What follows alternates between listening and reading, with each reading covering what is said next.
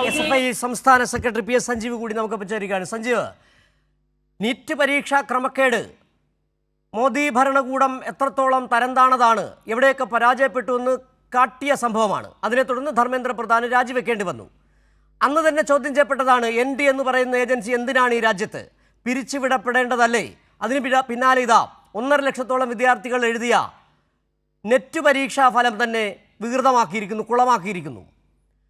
വളരെ കൃത്യമായ ചോദ്യങ്ങൾ, അതായത് പണ്ഡിതന്മാരുടെ അടക്കം പേരുകൾ തെറ്റിക്കുന്നു, പഴയ ചോദ്യങ്ങൾ അതേപടി ആവർത്തിക്കുന്നു, കടുത്ത അലംഭാവം തുടരുന്ന ഒരു ഏജൻസി. ഇപ്പോഴും ഇന്ന് നമുക്കറിയാം CPM ജനറൽ സെക്രട്ടറി അടക്കം ഇന്ന് ആവശ്യപ്പെട്ടു ഈ ഏജൻസി പിരിച്ചുവിടേണ്ട സമയം അതിക്രമിച്ചിരിക്കുന്നു. പക്ഷേ എന്തുകൊണ്ട് പിരിച്ചുവിടുന്നില്ല എന്നുള്ള ചോദ്യം തന്നെയാണ്. ഒരു മാഫിയ സംഘമാണ് ഇതുമായി ബന്ധപ്പെട്ട് പ്രവർത്തിച്ചിരുന്നുള്ള ആരോപണം അങ്ങനെ തന്നെ നിലനിൽക്കുകയാണ്. ഏതായാലും ഇന്ന് വൈകിട്ട് SFI വലിയ തരത്തിലുള്ള പ്രതിഷേധം സംഘടിപ്പിക്കുകയും ചെയ്തിട്ട് എങ്ങനെയാണ് ഈ പുതിയ സാഹചര്യങ്ങളെ കൂടി SFI വിലയിരുത്തുന്നത്? ഒന്നാമത് ഈ നാഷണൽ ടെസ്റ്റിംഗ് ഏജൻസി എന്നല്ല NTA വിളിക്കേണ്ടത്, നാഷണൽ ടോർച്ചർ ഏജൻസി എന്നാണ്. വിദ്യാർത്ഥികളെ ഇത്രയധികം മാനസികമായി പീഡിപ്പിക്കുന്ന ഒരു വിദ്യാഭ്യാസ സിസ്റ്റം അല്ലെങ്കിൽ ഇൻസ്റ്റിറ്റ്യൂഷൻ രാജ്യത്ത് ഇതുവരെ ഉണ്ടായിട്ടില്ല. മോദിയുടെ അധികാരത്തിൽ 2014 ശേഷം, മോദിയുടെ അധികാരവാഴ്ചയ്ക്ക് ശേഷം 2017 നാഷണൽ ടെസ്റ്റിംഗ് ഏജൻസി എന്ന നിലയിൽ കേന്ദ്രീകൃത പരീക്ഷാ സമ്പ്രദായം രാജ്യത്ത് ആരംഭിക്കുന്നത്.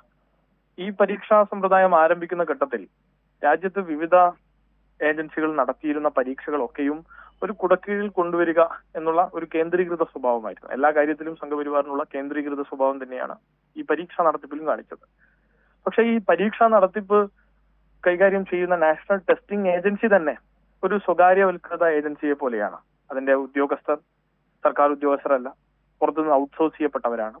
അതിന്റെ പരീക്ഷാ സംവിധാനങ്ങളെ പൂർണ്ണമായും കൈകാര്യം ചെയ്യുന്നത് അൺഎംപ്ലോയ്ഡ് ആയിട്ടുള്ള ആളുകളാണ്, വേണ്ട യോഗ്യതകളില്ലാത്ത ആളുകളാണ്. അതോടൊപ്പം തന്നെ പുറത്തുനിന്ന് ഔട്ട്സോഴ്സ് ചെയ്യുന്ന ആളുകൾ പ്രത്യേകിച്ചായി കടന്നു വരുന്നു.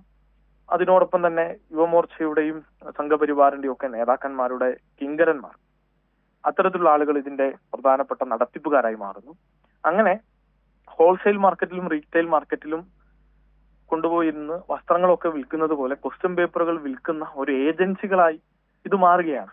ടെലഗ്രാമിലും വാട്സപ്പിലും ഒക്കെ പരീക്ഷ നടന്നു കഴിയുന്നതിന് മുമ്പോട് തന്നെ, പരീക്ഷക്ക് ഹോൾ ടിക്കറ്റ് കിട്ടുന്നതിന് മുമ്പ് തന്നെ ക്വസ്റ്റ്യൻ പേപ്പർ കിട്ടുന്ന തരത്തിലേക്ക് രാജ്യത്തെ സുപ്രധാന പരീക്ഷ നീറ്റ് പരീക്ഷയെ സംബന്ധിച്ച ഒരു ഐതിഹാസിക സമരം രാജ്യത്ത് നടന്നു കഴിഞ്ഞു.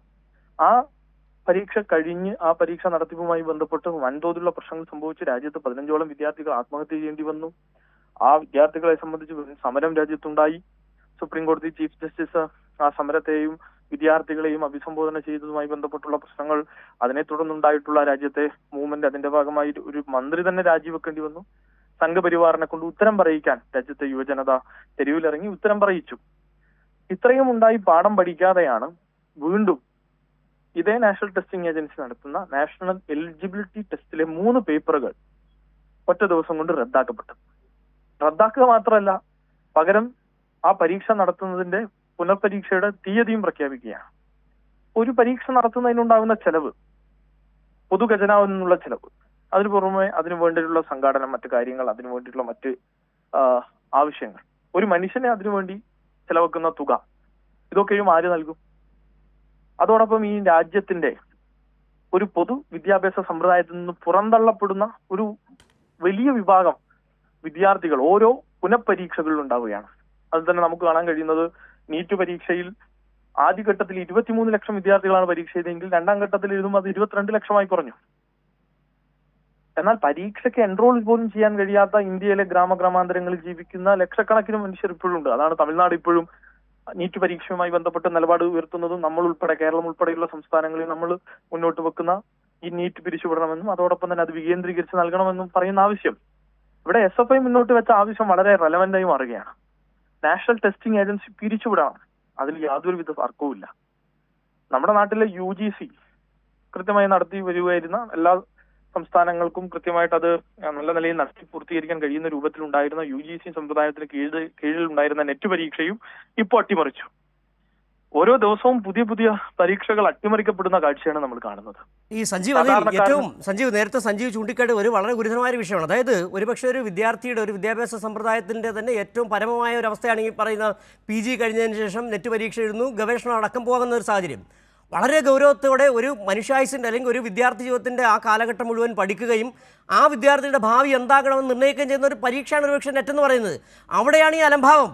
എവിടെയാണ് ഈ കേന്ദ്ര സർക്കാരിന് വിദ്യാഭ്യാസത്തോട്, ശാസ്ത്രീയ ചിന്തയോട് പ്രതിപത്തി ഉള്ളതെന്ന് ബോധ്യപ്പെടുന്ന ഒരു സാഹചര്യം കൂടിയാണിത്. കാരണം ആ വിദ്യാർത്ഥികളുടെ ഭാവി പന്താടുകയാണ്. അവർക്ക് ഇപ്പോൾ തന്നെ മനസ്സിലാക്കാൻ കഴിയുന്നത് പല വിദ്യാർത്ഥികൾക്കും PhDക്ക് പോലും അപ്ലൈ ചെയ്യാൻ കഴിയാത്ത തരത്തിലേക്ക് കാര്യങ്ങൾ മാറിയിട്ടുണ്ട്. അത്രയ്ക്ക് ഗുരുതരമായ പിരിച്ചുവിടുക തന്നെ വേണം ഇത്. അത് കേവലം ഈ സംഘപരിവാറിന്റെ അല്ലെങ്കിൽ ഏതെങ്കിലും കുറച്ച് വ്യക്തികൾക്ക് ഉണ്ടാകുന്ന വീഴ്ച മാത്രമല്ല, ഇതൊരു പൊതു നിലപാടാണ്. മതരാഷ്ട്രങ്ങളെ സംബന്ധിച്ച് ലോകത്ത് തന്നെയുള്ള സുപ്രധാനമായ ഒരു അഭിപ്രായമാണ്, നിങ്ങൾ മതരാഷ്ട്രം എവിടെയെങ്കിലും സ്ഥാപിക്കുന്നുണ്ടെങ്കിൽ നിങ്ങൾ നിത്യമായ നരകമാണ് തുറക്കുന്നത് എന്നൊരു പൊതു വിശ്വാസം എല്ലാ മനുഷ്യർക്കും ഇടയിലുണ്ട്. അത് നമുക്ക് ലോകത്തെമ്പാടും കാണും. മതരാഷ്ട്രങ്ങളുടെ കാര്യത്തിൽ ഇവിടങ്ങളിലൊക്കെ സമത്വത്തെ ആദ്യം തന്നെ ഇല്ലാതാക്കുക, മനുഷ്യരുടെ അടിസ്ഥാന നിലനിൽപ്പിനെ തന്നെ ഇല്ലാതാക്കുക, സഹവർത്തിത്വത്തെ ഇല്ലാതാക്കുക, നമ്മളിപ്പോ മുന്നോട്ട് കൊണ്ടുവന്നിട്ടുള്ള ഈ രാജ്യം പടുത്തുയർത്തിയിട്ടുള്ള പൊതു സിസ്റ്റങ്ങളെ പൂർണ്ണമായും തകർക്കുക. അങ്ങനെ തകർത്ത് ഇത്തരത്തിലുള്ള പൊതുവിദ്യാഭ്യാസത്തിലും ഉന്നത വിദ്യാഭ്യാസത്തിലൊക്കെ ഉള്ള മനുഷ്യരുടെ വിശ്വാസത്തെ അങ്ങ് തകർത്ത് കളയുക. അങ്ങനെ തകർത്ത് കളയുന്നതോടുകൂടി പിന്നീട് ആ മേഖലയിലേക്ക് അവർ വരാതിരിക്കുക എന്ന ഒരു ഇടപെടൽ കൂടി അതിൻ്റെ അകത്ത് നടത്തുന്നുണ്ട്. അപ്പൊ അത്തരം കാര്യങ്ങൾ കൂടി ഇതിനകത്ത് കാണും. ഇതിനകത്തൊരു മറ്റൊരു ഫാക്ടർ കൂടി വർക്ക് ചെയ്യാണ്. അപ്പോൾ ബോധപൂർവമായിട്ടുള്ള ഒരു ഇടപെടൽ കൂടിയാണ്. ഉന്നത വിദ്യാഭ്യാസ മേഖലയിലേക്ക് നാളെ SC ST OBC വിഭാഗങ്ങളിൽ നിന്ന് ആളുകൾ വരരുത്. ഒരു തവണ ഇപ്പൊ ഇന്ത്യയിലെ ഉത്തർപ്രദേശിലെ ഗോരഖ്പൂരിലോ ഏതെങ്കിലും വിഭാഗത്തിൽ ഒരു ഗ്രാമപ്രദേശത്ത് നിന്ന് നെറ്റ് പരീക്ഷ എഴുതാൻ ആ സംസ്ഥാനത്തിന്റെ തലസ്ഥാനത്തുള്ള സർവകലാശാലയിൽ എത്തുന്ന ഒരു വിദ്യാർത്ഥിക്ക് ചെലവഴിക്കേണ്ട വരുന്ന തുക ചിലപ്പോ ആ വീട്ടിൽ നിന്ന് എന്തെങ്കിലുമൊക്കെ വിറ്റും കടം വാങ്ങിയുമായിരിക്കും. ആ പരീക്ഷ വീണ്ടും എഴുതാനുള്ള ഒരു ശേഷിയില്ലാത്ത ഇന്ത്യക്കാരനുള്ള രാജ്യത്താണ് ഈ പരീക്ഷ വീണ്ടും നടത്തണം എന്ന് പറയുന്നത്. നമ്മൾ അവിടെയാണ് നോക്കേണ്ടത്. അപ്പൊ അങ്ങനെ ലക്ഷക്കണക്കിന് ആളുകളെ പതിയെ ഈ സിസ്റ്റത്തിൽ നിന്ന് പുറത്താക്കുകയാണ്. അതുകൊണ്ടാണ് ഞാൻ നേരത്തെ പറഞ്ഞത് 24 ലക്ഷം ആദ്യഘട്ടത്തിൽ എഴുതിയ നീറ്റ് പരീക്ഷ പിന്നീട് അത് 23-22 കുറയുകയാണ്. അപ്പോൾ അത് ബോധപൂർവമായ ആളുകളെ എക്സ്ക്ലൂസീവായി പുറത്താക്കിക്കൊണ്ടിരിക്കുകയാണ്, എക്സ്ക്ലൂഡ് ചെയ്യുകയാണ്. അപ്പൊ ആ പ്രവർത്തനമാണ് സംഘടിപ്പിക്കുന്നത്.